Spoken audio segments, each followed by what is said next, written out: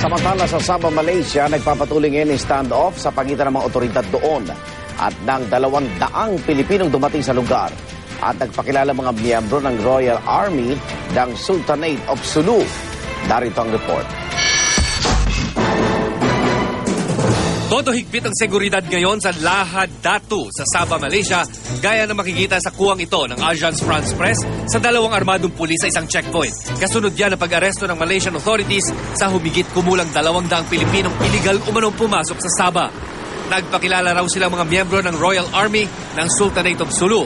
Sa mga naunang ulat sa Malaysia, armado raw ang mga Pilipino.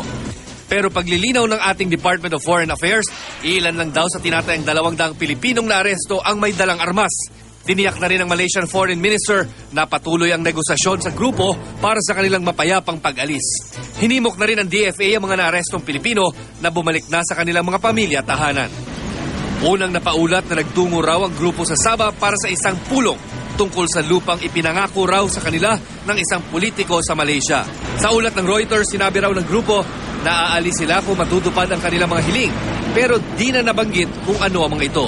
Ayon naman sa palasyo, patuloy raw na nakikipag-ugnay ang ating mga opisyal sa Malaysian officials kaugnay ng insidente.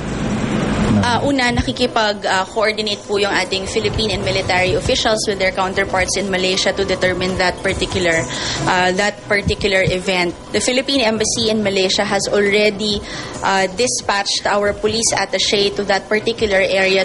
Kung matatandaan, dating bahagi ng Sultanate ng Sulu ang Sabah.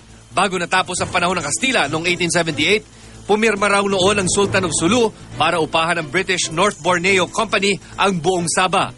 Pero ang kasunduang ito, ginamit ng Britanya para angkinin ang Sabah. At noong 1963, naibigay na nila ito sa Malaysia nang sila'y magsarili mula sa Britanya. Minsan ang tinangka ng Pilipinas na angkinin muli ang Sabah, pero ilang taon na rin itong nainsantabi. Para raw di masira ang ugnayan ng Pilipinas at Malaysia na 2 sa 5 orihinal na kasapi ng Association of Southeast Asian Nations o ASEAN. Malaki rin ang tulong ng Malaysia sa usaping pangkapayapaan ng ating gobyerno at ng Moro Islamic Liberation Front simula pa noong 2001 na nagresulta sa pagpirma ng 2 panig sa Framework Agreement on the Bangsamoro nitong Oktubre. Para sa saksi, Chino Gaston, nag-uulat.